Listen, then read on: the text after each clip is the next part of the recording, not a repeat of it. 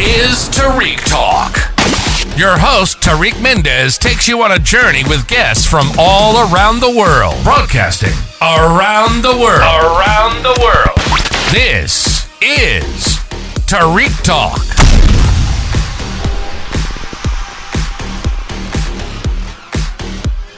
All right, edit. All right, guys, today I'm here at Affordable Art Fair at booth B3 with Tree Gallery with Sherry. Sherry, how are you? I'm doing well. How are you? Awesome. Thank you so much for being on the podcast today. Can you tell us a little bit about your gallery? Absolutely. So I started Treat Gallery in 2016. We're a gallery that focuses on art that has affordable price points. So Affordable Art Fair is a good place for us. But I also want to exhibit artists who are new to being artists, and I want to have art that is a great price point and concept for first-time buyers. So most of what I carry is under $1,000. We have some that are a little higher, but the biggest thing with Treat Gallery is that we treat the community with all of our projects, whether that be art fairs, pop-up exhibitions, or online initiatives. We treat the community by donating 15 to sometimes 100% of sales to nonprofits that help others. So for this edition of Affordable Art Fair, we're donating to 3 nonprofits that help preserve, beautify, and better their communities. Oh, nice. And do you mind sharing your gallery's Instagram, please? Absolutely. It is just Treat Gallery, and that is spelled TREATGALLERY.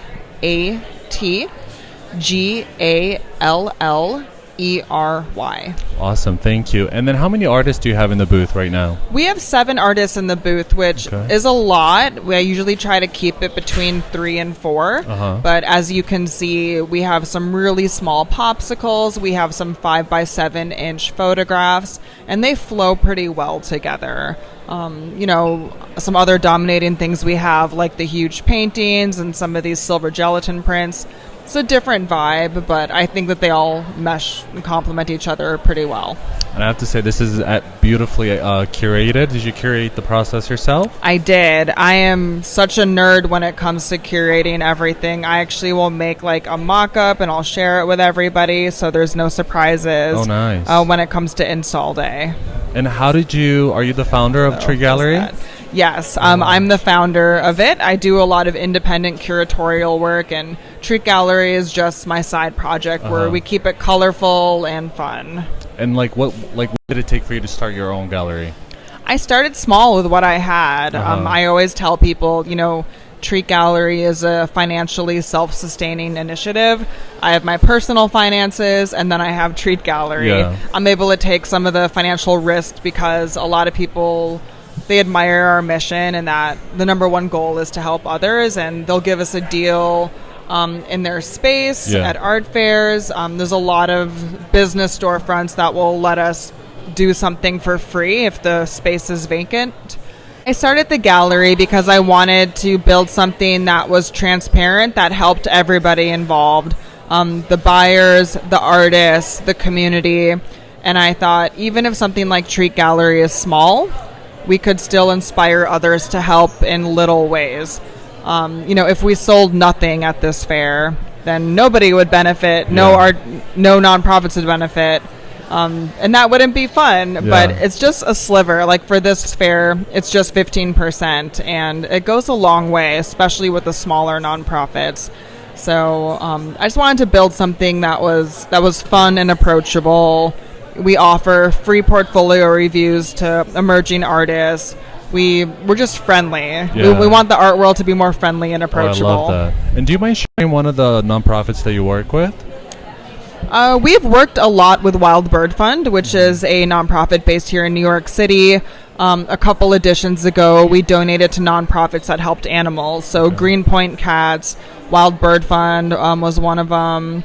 Right now, we're donating to 3. One of them is called Merles for Good, which does work in Brooklyn and Manhattan. Wildwood Historical Museum. It's related to this photographer, Matt Mealy here. He'll do these film photographs in Wildwood, and this nonprofit that we're donating a portion to, they help preserve the buildings that may otherwise get demolished and such. And then there's one in Orlando. I think it's called Orlando Trust. It's on the press release. Just like helping keep Orlando beautiful. Yeah. Orlando stands for City Beautiful. So we do something different. Sometimes the work on the walls is related to the nonprofit. Yeah. Other times it's just totally random. Oh, that's so beautiful. I love that. I love that like the art has like a message and a cause. And is this your first time participating in the fair? This is my 8th time at Affordable Art Fair. You're a pro. So, yeah. Love that. And do you have any other projects coming in like at this year or early next year? We really like doing projects where a lot of people are involved, things that are immersive.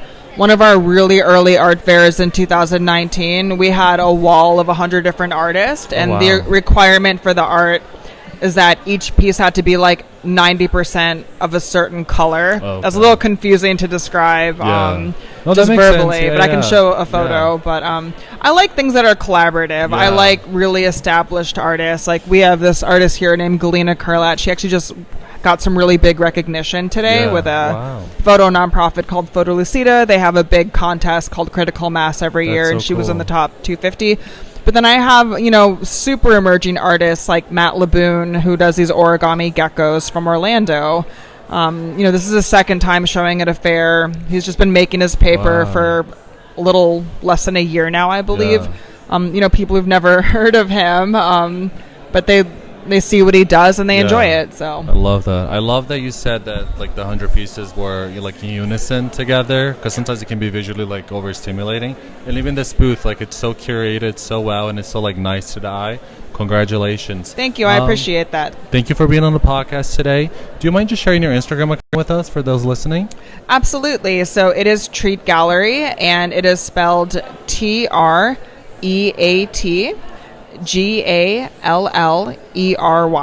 Perfect. Thank you so much, Sherry. It was a pleasure. Thank you. Thank you for listening to Tarik Talk. Follow Tarik Talk on all social media channels and check out the video interviews online.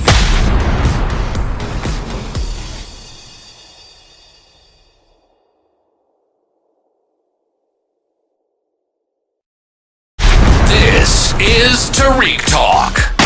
Your host, Tarik Mendes, takes you on a journey with guests from all around the world. Broadcasting around the world. Around the world. This is Tarik Talk.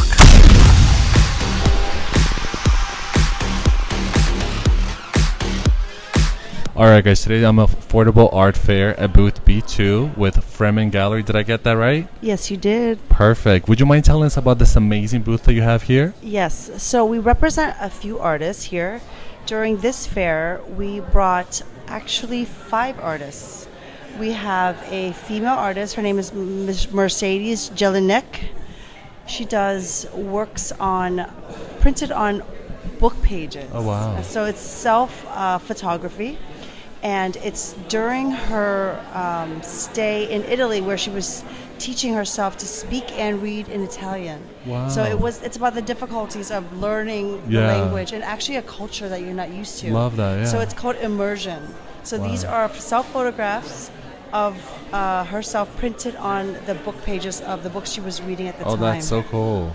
And then we have an artist. His name is Rob Strati. He created artworks from broken plates. So his wife had been given a china plate from her mother, and she broke it. So they were heartbroken. Yeah. So he left it on the drawer, on top of the drawer for months. He didn't know what to do with it. So then he decided to create an artwork from it. So, it's our human nature to glue things back together, to try to fix it, to try to just make it what it was. But it can never be, right? Yeah. So his thing is creating something catastrophic, change, something beautiful, and really embracing the unknown. Yeah. So you're retelling a different story. Oh wow, that's which is, I think, so powerful. Yeah. And a metaphor for life, right? Yeah, absolutely. And he's American. So this other artist we have, his name is Didier Angel. He's from Belgium. He created artworks it's photography of shipping containers. Wow. The largest shipping port in Europe, Antwerp. Oh wow! So these are the actual shipping containers. That's so cool. In the city of Antwerp, at the shipping docks. That's so cool. Beautiful? Yeah. And then we have this artist, Turkish artist. Her name is Ardan Osman-Oglu. She creates artworks from everyday material. Oh, nice. Sometimes Post-it notes. where this is glass panels with nail polish. Oh wow. So these are nail polish. That's so creative. If you walk around, you're almost jumping into the piece, right? It's that's what very caught my eye, dimensional. Yeah. And then this is my work. No I'm way. also an artist. Oh my gosh, that's so awesome. So this is a collaboration with my niece, Denise Nguyen, and myself.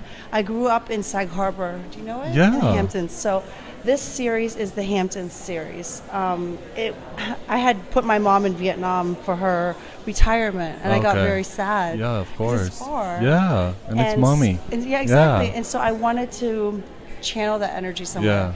And so when I started painting with my niece, it brought me back to more simple time. Yeah. You know, my childhood. Oh, wow, yeah. Spending times in the summer in the Hamptons. But just like, you know how when you look at a light and you close your eyes and you reopen it up, you get images of just like the bursts of light and the colors. Yeah. This is really what it is. Wow. Now that you explain that, it makes so much sense. Yeah. So it's landscape, but it's from my memory. Yeah. Bursts of That's light so and cool. color. Yeah. And how is like your creative process? Like, do ideas come to you right away? Yes. So we had a pastels series. We sold 48 pieces in 1 year. Oh, nice. So we just started painting a year ago. Congrats. Wow. Yes. That's a nice track record. So we created like a pastel series, you know, and it just went from there. It evolved. What we were trying to do was capture just, like I said, the essence of it, the Hamptons, the feeling.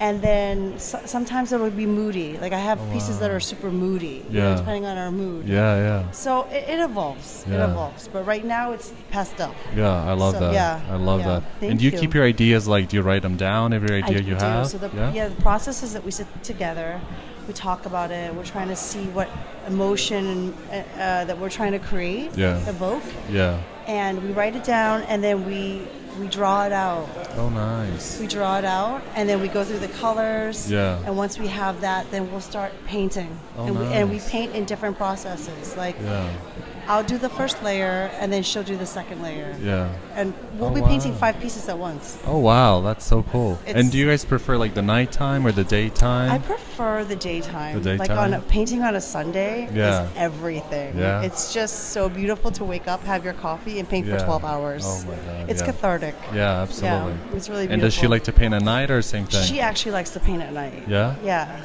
But, you know, it works for us. Yeah. Because the daytime, I'll paint at the gallery. Oh, that's so and nice. then nighttime, she'll come in and paint. And the gallery's located at Sag Harbor? No, in Chelsea. Oh, in Chelsea, on 23rd and 10th Avenue. Oh, perfect. I've had that business since 2007. Oh, congratulations. So I was stepping away from the business side, and I wanted to tap into a more creative side. Yeah, totally. And this is where I ended up. Do you mind sharing the Instagram of the gallery, please? Sure. We're at Fremin Gallery, FREMINGALLERY. Perfect. Awesome. And congratulations. And also, quick question. How many artists do you have in the booth total? So we have 5. 5? 5, yes. Okay. And is this your first time working at the Affordable Art Fair? No, we've been here 15 years. Oh, congratulations. We do a lot of art fairs around the world. Oh, nice. Yeah. Do you have any tips for like a future gallery that's coming to the Affordable Art Fair? That's a very interesting question. Yes. I have many tips. So I'm trying to think of the best thing.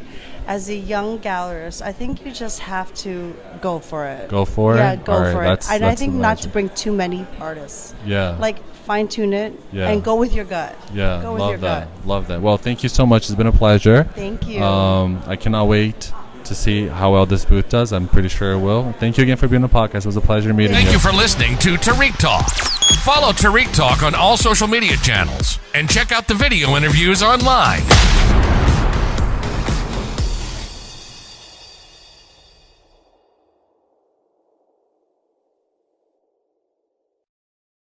This is Tarik Talk. Your host, Tarik Mendes, takes you on a journey with guests from all around the world. Broadcasting around the world. Around the world. This is Tarik Talk.